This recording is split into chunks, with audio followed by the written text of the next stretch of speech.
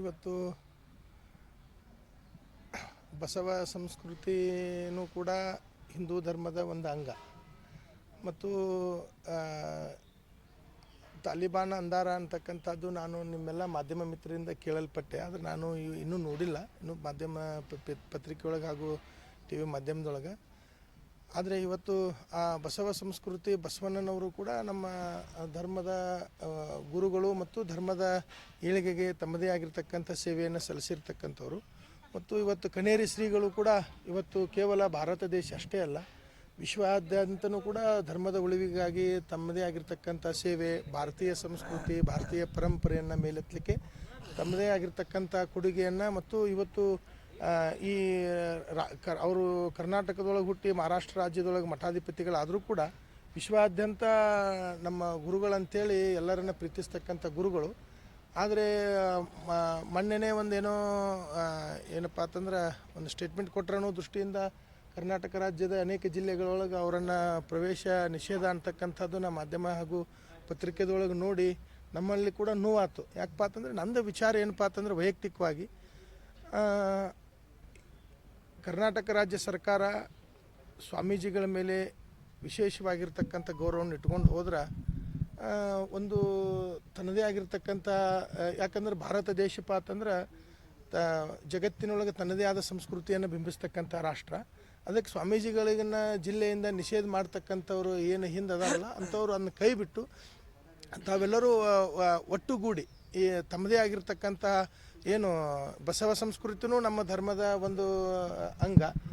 ಕನೇರಿ ಶ್ರೀಗಳು ಹೇಳ್ತಕ್ಕಂಥದ್ದು ನಾವೆಲ್ಲರೂ ಕೂಡ ಮೊದಲು ಹಿಂದೂಗಳು, ನಮ್ಮ ಎಲ್ಲರೂ ಕೂಡ ಇವತ್ತು ಧರ್ಮದ ಆಧಾರದ ಮೇಲೆ ಇವತ್ತು ಬಸವ ಸಂಸ್ಕೃತಿ ಉತ್ಸವಪ್ಪ ಅಂತಂದ್ರೆ ಅವರು ಕೂಡ ಇವತ್ತು ಹಿಂದೂ ಧರ್ಮಕ್ಕೆ ದುಡಿತಾರೆ ಅನ್ನೋ ದೃಷ್ಟಿಯಿಂದ ನೋಡ್ರಿ, ನೀವೆಲ್ಲ ವಿಚಾರ ಮಾಡಿರಿ.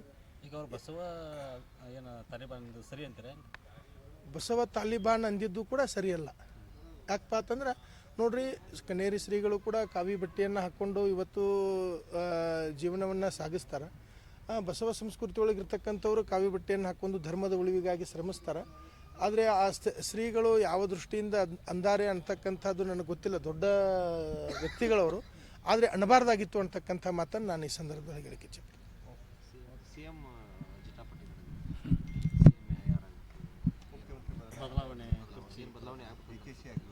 ಎಲ್ಲಿ ಕರ್ನಾಟಕದಾಗ ರೀ? ಅದಕ್ಕೆ ನೋಡ್ರಿ, ಅದಕ್ಕೆ ಮುಖ್ಯಮಂತ್ರಿಗಳ ಬದಲಾವಣೆ ಮತ್ತು ಅವರೇ ಮುಂದುವರಿಸ್ತಕ್ಕಂಥದ್ದು ಅದು. ಅದಕ್ಕೆ ನಾವು ಒಬ್ಬರನ್ನ ನಮ್ಮ ಕ್ಷೇತ್ರದಿಂದ ಒಬ್ಬ MLA ನಾವು ಆರಿಸಿ ಕಳಿಸಿರ್ತೇವೆ. ಮುಖ್ಯಮಂತ್ರಿಯನ್ನು ಆರಿಸಿ ಕಳಿಸ್ತಕ್ಕಂಥವ್ರು ಶಾಸಕರು. ಅದಕ್ಕೆ ತನ್ನದೇ ಆಗಿರ್ತಕ್ಕಂಥ ಕಾಂಗ್ರೆಸ್ ಪಕ್ಷ ಮತ್ತು ಸಿದ್ದರಾಮಯ್ಯನವರು ಒಬ್ಬ ಒಳ್ಳೆಯ ಏನು ಆರ್ಥಿಕ ತಜ್ಞರು ಮತ್ತು DK ಶಿವಕುಮಾರ್ ಅವರು ಒಬ್ಬ ಚಾಣಾಕ್ಷ ರಾಜಕಾರಣಿ. ನಮ್ಮದೇನಪ್ಪ ಅಂತಂದ್ರೆ ಆದಷ್ಟು ಎಲ್ಲರಲ್ಲಿ ಕೂಡ ತನ್ನದೇ ಆಗಿರ್ತಕ್ಕಂಥ ಆಶಯಗಳು ಇರುವೆ. ಸಿದ್ದರಾಮಯ್ಯನವರು ಸುಮಾರು ಹೆಚ್ಚು ಬಾರಿ ಮುಖ್ಯಮಂತ್ರಿಗಳಾಗಿ ಈ ರಾಜ್ಯದೊಳಗೆ ಒಬ್ಬ ಆರ್ಥಿಕ ತಜ್ಞರಾಗಿ ಮತ್ತು ಅತಿ ಹೆಚ್ಚು ರಾಜ್ಯದೊಳಗೆ ಬಜೆಟನ್ನು ಮಂಡಿಸತಕ್ಕಂಥ ಒಬ್ಬ ಒಳ್ಳೆಯ ಆಡಳಿತಗಾರರಾಗಿ ಇವತ್ತು ಅವೆಲ್ಲ ಗಮನಿಸಬೇಕು. ಇವತ್ತು ದೇಶದೊಳಗೆ ಎಲ್ಲ ಕಡೆಯೂ ಕೂಡ ಭಾರತೀಯ ಜನತಾ ಪಾರ್ಟಿ ವಿಜಯಶಾಲಿ ಆಗ್ತಾ ಇದ್ದರೂ ಕೂಡ ಇವರಿಬ್ಬರೇ ಚಾಣಾಕ್ಷರು. ಯಾಕಂದ್ರೆ ಸಿದ್ದರಾಮಯ್ಯನವರು ಮತ್ತು DK ಶಿವಕುಮಾರ್ ಅವರು ಹೆಂಗೆ ಮನುಷ್ಯನಿಗೆ ಎರಡು ಕಣ್ಣುಗಳದಾವಲ್ಲ, ಹಂಗೆ ಈ ರಾಜ್ಯದೊಳಗೆ ಪ್ರತಿ ಮೂಲೆ ಒಳಗೂ ಸುತ್ತಿ ಕಾಂಗ್ರೆಸ್ ಕಾರ್ಯಕರ್ತರನ್ನು ಹುರಿದುಂಬಿಸಿ ಪಕ್ಷವನ್ನು ಅಧಿಕಾರಕ್ಕೆ 2023 ಒಳಗೆ ತಂದರು. ಆದರೆ ಎಲ್ಲ ಇಂಟೆಲಿಜೆನ್ಸಿ ರಿಪೋರ್ಟ್ಗಳು ಕೇವಲ 105, 110 ಹೇಳ್ತಿದ್ದು. ಆದರೂ ಕೂಡ ಅದನ್ನು ನಿರೀಕ್ಷೆ ಮಾಡಿ 136ಕ್ಕಿಂತ ಹೆಚ್ಚು ಸ್ಥಾನಗಳನ್ನು ಕೂಡ ಅವರಿಬ್ಬರು ಕೂಡ ತಂದರು. ಅದಕ್ಕೆ ಅವರು ಮೊನ್ನೆ ಏನದು ಇಬ್ಬರು ಕೂಡ ಟಿಫನ್ ಮಾಡೋದು ನಾವು ಕೂಡ ನೋಡಿದೆವು.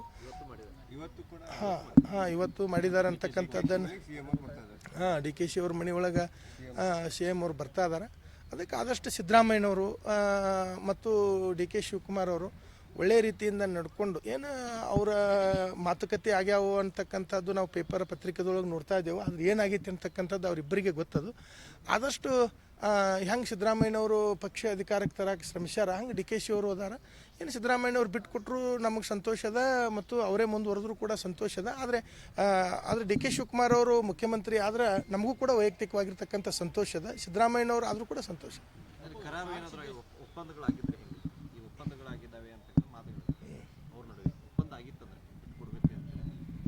ಒಪ್ಪಂದ ಆಗೈತಂದ್ರೆ ಮಾತಿನಂಗೆ ನಡಿಬೇಕಲ್ರಿ.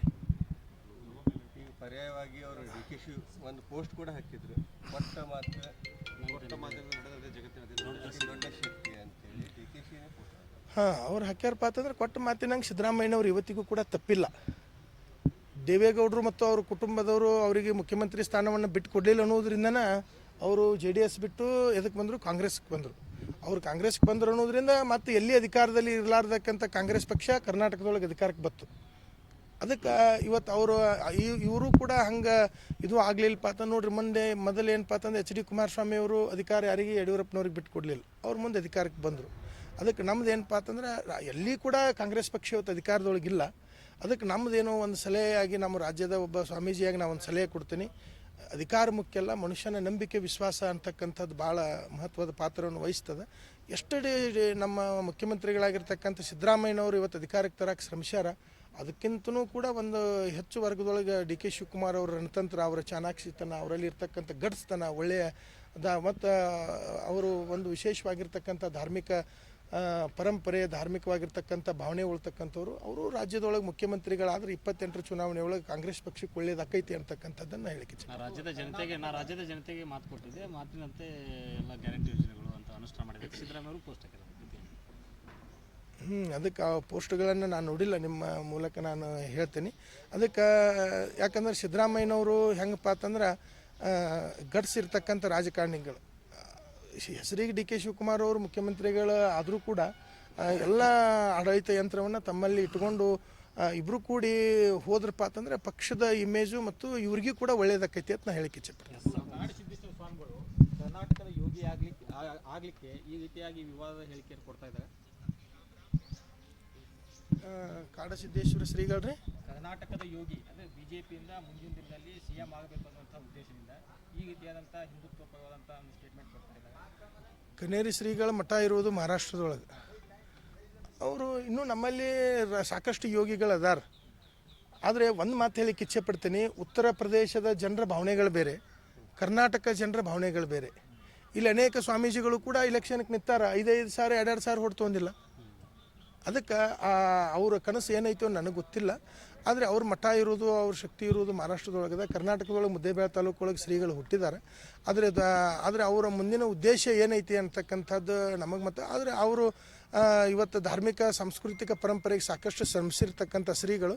ಆದರೆ ಅದು ಎಷ್ಟರ ಮಟ್ಟಿಗೆ ಅವ್ರ ಭಾವನೆಗಳಲ್ಲಿ ಏನೈತಿ ನನಗೆ ಗೊತ್ತಿಲ್ಲ. ಈಗ ಸ್ವಾಮೀಜಿಗಳಾಗಿ ಈ ರೀತಿ ನಾಲಿಗೆಯನ್ನು ಹರಿಬಿಡೋದಾಗಿರ್ಬೋದು, ಅದು ಪದಗಳ ಬಳಸೋದು ಸಾಮಾನ್ಯ ವ್ಯಕ್ತಿ ಬಳಸೋದ ಅರ್ಧಂತ ಪದಗಳನ್ನು ಬಳಸ್ತಾ ಇದ್ದಾರೆ. ಇದೆಷ್ಟು ಮಟ್ಟಿಗೆ ಸರಿ ಅಂತ ಅನಿಸುತ್ತೆ? ನೋಡ್ರಿ, ಕನ್ನೇರಿ ಶ್ರೀಗಳು ದೊಡ್ಡ ವ್ಯಕ್ತಿಗಳು. ಆದರೆ ಅವ್ರ ಬಗ್ಗೆ ನಾನು ಹೇಳಲಿಕ್ಕೆ ಭಾಳ ಸಣ್ಣವ. ಯಾಕಂದ್ರೆ ಆ ಸಿದ್ದೇಶ್ವರ ಶ್ರೀಗಳು ಮತ್ತು ಕನ್ನೇರಿ ಶ್ರೀಗಳ ಮಾರ್ಗದರ್ಶನದೊಳಗೆ ನಾವೆಲ್ಲ ಬೆಳೆದಿರ್ತಕ್ಕಂಥವ್ರು. ಆದರೆ ಅವ್ರು ಹರಿಬಿಟ್ಟಾರ ಅಂತಕ್ಕಂಥದ್ದನ್ನು ನೀವೆಲ್ಲ ಕೇಳಿದಿರಿ. ಆದರೆ ನಾ ಅವರಿಗೆ ಕೌಂಟ್ರ್ ಕೊಡೋಷ್ಟು ಅವರಿಗೆ ಉತ್ತರ ಕೊಡ್ತಕ್ಕ ದೊಡ್ಡ ವ್ಯಕ್ತಿ ನಾನಲ್ಲ.